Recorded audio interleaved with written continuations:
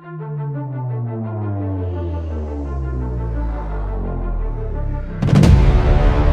Iglesia ni Cristo ay isang kilalang relihiyosong organisasyon sa Pilipinas na may malakas na impluwensya sa politika, ay muling nasa sentro ng pambansang atensyon.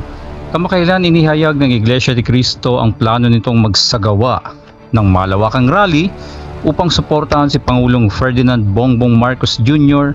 sa kanyang desisyon na huwag suportahan ang impeachment laban kay Vice President Sara Duterte.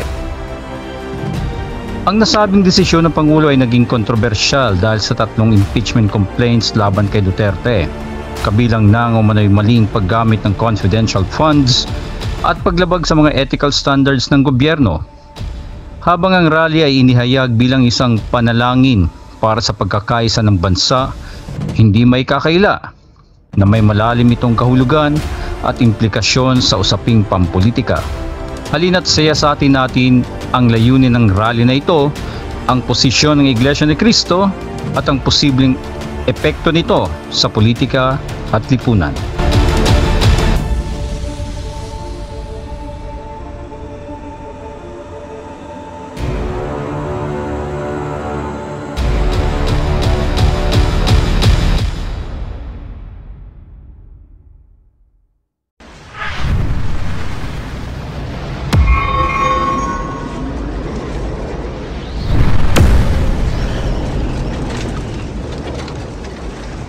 Ayon sa Iglesia ni Cristo, ang rally ay idinisenyo bilang isang espiritual na pagkilos upang hikayatin ang mamamayan na patuloy na magkaisa para sa kaayusan at kapayapaan ng bansa. Sa isang opisyal na pahayag, sinabi ng Iglesia ni Cristo sa programang Saganang Mamamayan ng Net25 na ang mga kapatid sa Iglesia ay handang magsagawa ng rally at di umano'y pabor ang Iglesia sa opinyon ng Pangulong Bongbong Marcos na hindi sumang-ayon sa isinusulong ng ilang sektor na impeachment laban sa Vice Presidente. Ang Iglesia di umano ay para sa kapayapaan at ayaw nila ng kaguluhan na magmumula sa kanino mang panig. Narito ang maikling pahayag. Ulitin ko po ha, ang mga kapatid po sa Iglesia ay naghahanda na magsagawa po ng rally. Magsagawa po ng rally upang ipahayag sa lahat ng mga kinauukulan na ang Iglesia ni Cristo ay pabor. Pabor po sa opinyon ng Pangulong Bongbong Marcos na hindi sumang-ayon sa isinusulong ng ilang sektor na impeachment. Dahil maraming problema ang ating bansa na dapat pong unahin ng ating pamahalaan. Dagdag pa nito, handa din di umano at nagkakasana sila ng malakihang pagtitipon sa mga lokal sa iba't ibang panig ng bansa bilang paghahanda sakaling matuloy man ang impeachment. Ang Iglesia ni Cristo po ay para sa kapayapaan. Ayaw namin, ayaw po natin sa anumang uri ng kaguluhan na manggagaling sa kanino mang panig. Ngayon pa lamang po, mga kababayan, ay nag-uorganisa na po ang mga lokal sa buong iglesia para magkaroon ng mga malalaking pagtitipon. Nason, para ipakita po at ipahayag, ito pong binabanggit namin na pabor kami sa opinyon ng Pangulong Bongbong Marcos na no to impeachment. Dahil ang daming ang problema ng bansa, hindi ba? Ang dapat po nating unahin, ang problema ng bansa na mas malaki. Yes. Sa gitna ng kontrobersya, ipinahayag ng Iglesia ang kanilang suporta kay Pangulong Marcos sa kanyang opinyon na huwag nang ituloy ang impeachment laban sa Vice Presidente dahil hindi naman ito pakikinabangan ng taong bayan. Matatandaan na dati nang inendorso noong 2022 elections ang dalawang pinakamataas na mga lider ng bansa na nagresulta sa landslide victory. Sa pagsuporta sa kanyang desisyon laban sa impeachment, ipinapakita ng Iglesia ni Cristo ang kanilang kumpiyansa sa liderato ng Pangulo. Ang Marcos Duterte tandem na nagdala ng landslide victory noong 2022 ay itinuturing na simbolo ng pagkakaisa ng bansa.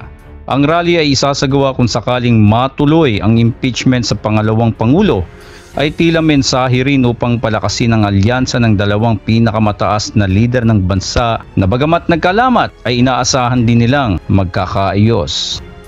Matatandaan na kamakailan lamang ay mayroon ng 3 impeachment complaints na inihain sa Kamara laban kay Vice President Sara Duterte mula sa 3 magkakahiwalay na civil groups na naglalaman ng seryosong akusasyon. Una rito ang confidential funds na inilaan sa tanggapan ng pangalawang Pangulo ay iniulat na hindi na-audit ng maayos ayon sa mga kritiko. Ikalawa ay ang paglabag sa ethical standards, ang paggamit di umano ng kanyang kapangyarihan para sa personal na interes ay isa pang isyong ipinupukol laban kay Sara Duterte. At ang ikatlo ay ang pagpapalawig ng kapangyarihan. Iniulat na may proyekto sa ilalim ng Office of the Vice President na lumalampas sa nakasaad sa mandato nito. Sa kabila nito, naninindigan si Pangulong Marcos na huwag suportahan ng impeachment dahil hindi ito makakabuti sa stability ng pamahalaan at ng buong bansa. It will just take up all the time and for what? For nothing. For nothing. None of this will help improve a single Filipino life. As far as I'm concerned, it's a storm in a teacup. Hindi ito ang unang pagkakataon na nagsagawa ng malawakang rally ang INC. Kilala sila sa organisadong kilos protesta o panalangin na may layuning iparating ang kanilang paninindigan. Matatandang nagsagawa ng malawakang kilos protesta ang mga kaanib ng Iglesia ni Cristo sa tapat mismo ng gusali ng DOJ upang kundinahin ang pangingialam ng nooy DOJ Secretary na si Leila de Lima patungkol sa panloob na usapin ng simbahan. Nasaksihan ng buong bansa ang lakas ng pagkakapatiran nang mag-rally sila ng maraming araw mula DOJ hanggang EDSA na nakaapekto sa ekonomiya ng bansa. At walang nagawa ang kalihim kundi ang bawiin ang naunang payag nito na paimbestigahan ang korupsyon at paglabag sa human rights di umano ng simbahan. Ano nga ba ang political na implikasyon ng rally?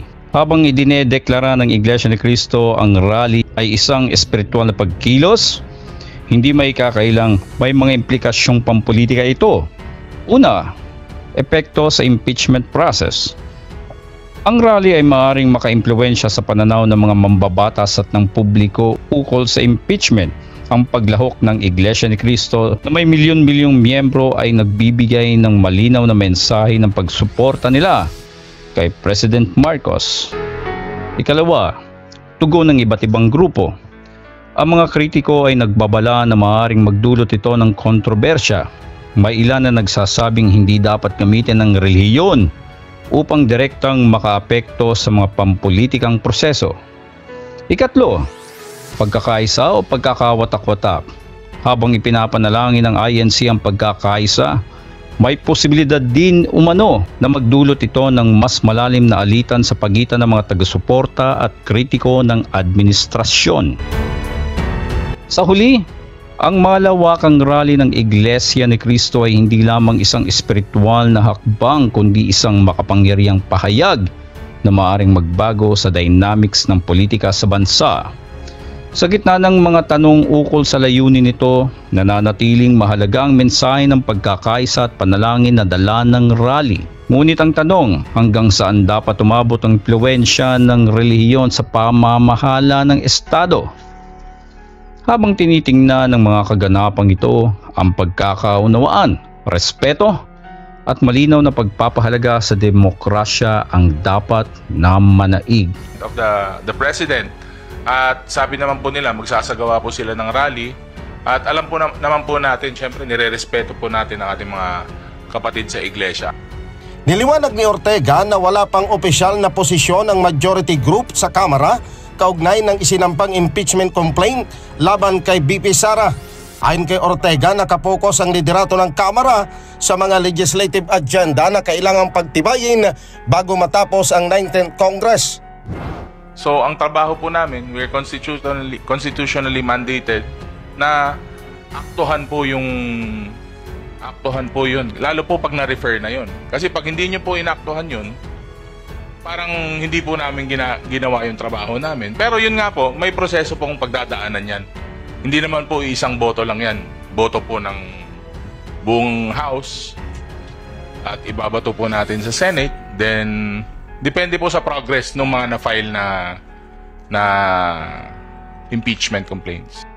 Niliwanag naman ni Ortega na constitutional duty ng Kamara na aksyonan ang impeachment complaint na isinampa laban sa pangalawang Pangulo.